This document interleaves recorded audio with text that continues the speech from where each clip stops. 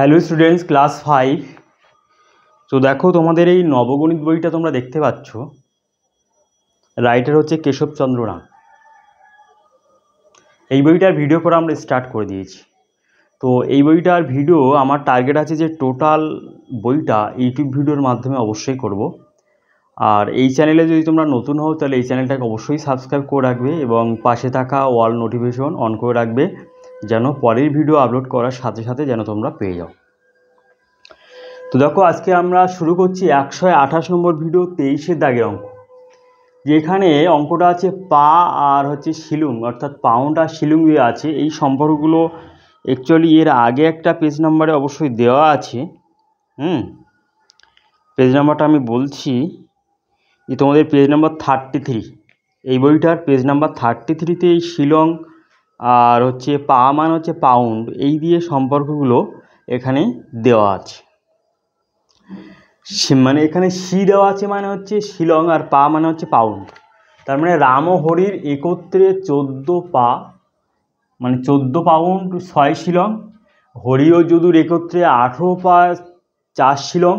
রাম ও যদুর একত্রে 10 পা 18 শিলং আছে। তাহলে কাহার কাছে কত আছে?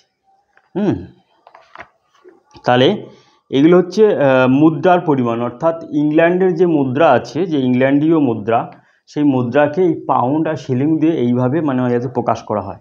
যেমন আমাদের ইন্ডিয়াতে, অর্থাৎ আমাদের ভারতবর্ষে টাকা পয়সা মানে টাকা এবং পয়সাকে মানে এইভাবে হচ্ছে মানে মান ধরা হয়, আর মুদ্রার মান, আর হচ্ছে ইংল্যান্ডীয় মুদ্রাকে পাউন্ড আর শিলং দিয়ে এখানে ধরা হয়। ঠিক আছে? তো এখানে তোমাদের সম্পর্কটা যেটা আছে, যে শিলং আর পাউন্ডের মধ্যে সম্পর্ক, পেজ নাম্বার দেখো এখানে 33 পেজে অবশ্যই লেখা আছে যে 20 শিলং সমান 1 পাউন্ড বা সবারই। যে 20 শিলং সমান, এখানে সম্পর্কটা আছে যে 20 শিলং সমান 1 পাউন্ড বা এটাকে বলা হয় সবাই, এরকম করে লেখা আছে। তাহলে এখানে রাম ও হরির একত্রে 14 পাউন্ড 6 শিলং আছে। তাহলে এটাকে এইভাবে করা যেতে পারে যে অতএব 14 পাউন্ড 6 শিলং সমান, তাহলে এটাকে শিলংয়ে পরিণত করতে গেলে তাহলে 20 দ্বারা গুণ করতে হবে, 280 শিলং, আর এখানে 6 দিয়ে যোগ করতে হবে, মানে 286 শিলং। আর তারপরে হচ্ছে যে 18 হরি ও যদুর কাছে আছে 18 পা আর 4 শিলং। তার মানে এটাকেও 20 দিয়ে গুণ করতে হবে, তাহলে 18 36, 360 শিলং হয়ে গেল। আর 4টা এখানে যোগ করতে হবে, অর্থাৎ 364 শিলং হয়ে গেল। আর এখানে রাম ও যদুর কাছে একত্রে আছে 10 পাউন্ড আছে আর 18 শিলং আছে। তাহলে 10 পাউন্ডকে এখানে তাহলে শিলংয়ে পরিণত করতে গেলে তাহলে 20 দিয়ে এখানে গুণ করতে হবে, তাহলে কত হবে? 200, আর 200 শিলং হয়ে গেল। আর এবার হচ্ছে 18 যোগ করে দাও, তার মানে হচ্ছে 218 শিলং হয়ে গেল। এবার লিখতে হবে যে রাম ও হরির কাছে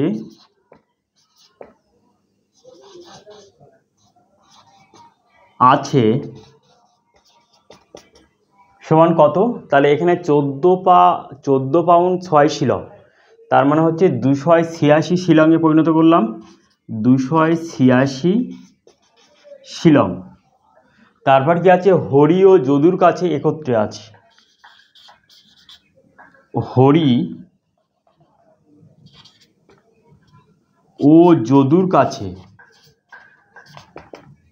কাছে আছে টোটাল কত হচ্ছে? আমরা এখানে পেলাম 18 পা 4 শিলং, তার মানে হচ্ছে 364 শিলং।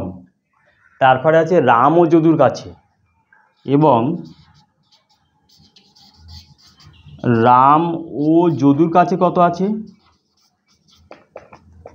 মোট কত আছে? রাম ও যদুর কাছে আছে 10 পাউন্ড 18 শিলং, তার মানে হচ্ছে 218। 218 শিলং। এবার লম্বা করে একটা দাগ দিতে হবে, দিয়ে লিখতে হবে যে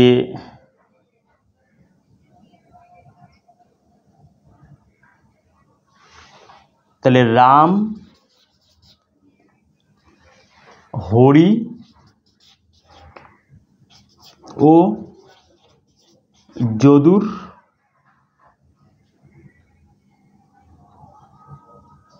কাছে মোট আছে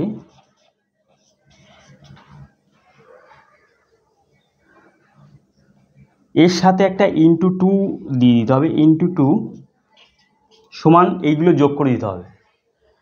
তাহলে এই টার্মগুলো যোগ করে দিয়ে তাহলে সংখ্যা তাহলে 6 4 10 আর 8 18 8 হাতে 1 1 1 2 6 2 8 8 8 16 6 হাতে 1 2 রেখে 3 আর 3 6 2 8 8 6 68 শিলং আছে।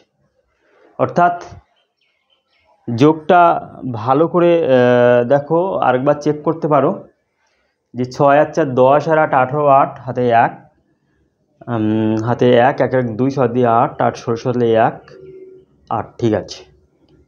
তাহলে রাম হরি ও যদুর কাছে মোট আছে ইন্টু 2। তাহলে এখানে 2টা কেন গুণ করলাম, তাহলে দেখো প্রত্যেকে দুবার দুবার করে আছে এখানে, দেখো যে রাম রাম, হরি হরি, যদু যদু, তাহলে ওই জন্য রাম ও হরির কাছে মোট আছে ইন্টু 2 এইভাবে লিখতে পারি।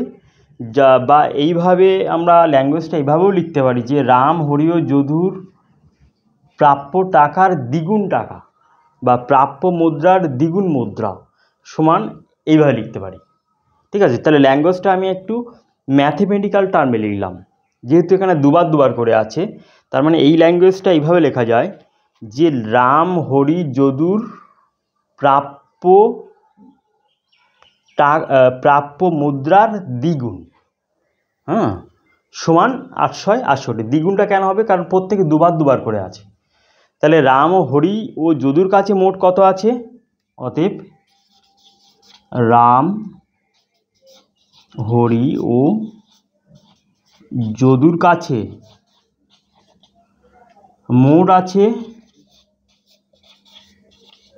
সমান 8 6, তাহলে 2টা এখানে গুণ আছে, ওই পাশে গেলে ভাগ, 68 ভাগ 2, তাহলে কত হবে 4 2 8 3 2 6 4 2 8 4 6 34 শিলং।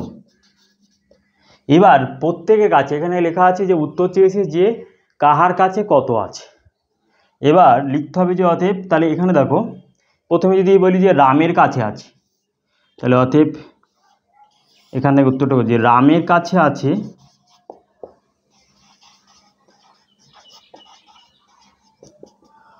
তাহলে মোট 4 6 34 থেকে বিয়োগ করতে হবে। তাহলে রামের কাছে পেতে গেলে আমরা কোন সংখ্যা থেকে কোন সংখ্যা বিয়োগ করব, তাহলে দেখো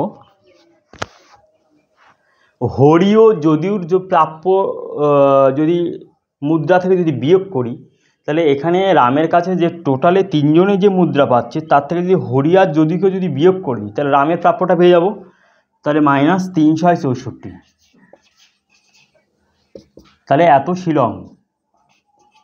শিলংয়ে আনসার বার হচ্ছে। তাহলে এখানে 4 4 মিলে গেলে 0 আর 6 আর কত হলে 13, 7 আর 6 13, হাতে 1 3 4 4 মিলে 70 শিলং। এবার 70 শিলংকে পাউন্ড এবং শিলংকে পরিণত করতে হবে। তাহলে 70 শিলংকে আমরা যদি পাউন্ডে পরিণত করি, তাহলে আমরা কি সম্পর্কটা জানি যে এখানে 20 শিলং সমান 1 পাউন্ড, হ্যাঁ না? তাহলে 1 শিলং সমান কত পাউন্ড, তাহলে 70কে আমরা 20 দিয়ে ভাগ করব। তাহলে 70কে আমরা 20 দিয়ে ভাগ করে তাহলে 70/20 এত পাউন্ডে পরিণত করব। তাহলে এখানে 0 0 কাটা, তাহলে 7 এর 2 তার মানে হচ্ছে কত, 3 পূর্ণ 1 এর 2 পাউন্ড, তার মানে হচ্ছে 3 পাউন্ড। আর 1 এর 2 পাউন্ডকে আবার হচ্ছে শিলং 20 দিয়ে গুণ করো, তাহলে 10 শিলং, তার মানে হচ্ছে 3 পাউন্ড 10 শিলং।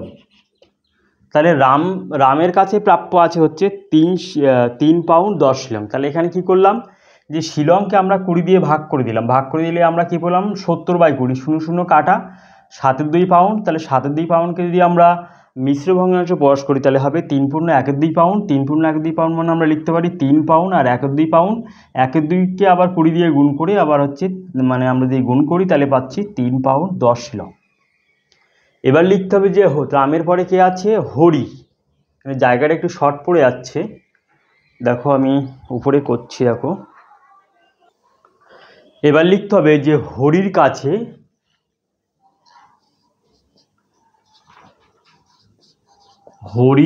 আছে, তাহলে হরির কাছে হচ্ছে টোটাল 3 জনে কত পাচ্ছে, 434 শিলং। 434 থেকে বিয়োগ করতে হবে, তাহলে হরির প্রাপ্য পেতে গেলে তাহলে 3 জনের মোট থেকে রাম আর যদুকে বিয়োগ করে দিতে হবে, অর্থাৎ 218 এত শিলং। তাহলে 218, তাহলে এটা বিয়োগ করলে তাহলে 18 কত হলে 14, 6 হলে 1, 1 1 2, 3 1 হলে 216 শিলং। তাহলে 216কে এবার হচ্ছে দেখো বিয়োগটা ঠিক আছে নাকি, 6 হলে 1 1 2, 3 1 হলে, তাহলে 216 শিলংকে এবার পাউন্ডে প্রকাশ করতে হবে। তার মানে হচ্ছে 20 দিয়ে ভাগ করতে হবে। তাহলে 216/20 কাটাকাটি করলে তাহলে কত হবে, 4 5 20, 4 5 20, 4 4 16। তাহলে আর তো ভাগ করা যাচ্ছে না, তার মানে এবার 54/5, তার মানে হচ্ছে 54কে 5 দিয়ে ভাগ করো, 5 1 5, 5 10 50, 4, অর্থাৎ সমান 10 পূর্ণ 4/5। তার মানে হচ্ছে 10 পাউন্ড 4/5 পাউন্ড। আবার লিখতে হবে 10 পাউন্ড 4/5 ইন্টু 20 এত শিলং। 5 4 20 সমান হচ্ছে 10 পাউন্ড আর 16 শিলং। এটা পাচ্ছে কে, হরি পাচ্ছে 10 পাউন্ড মানে আছে 16 শিলং।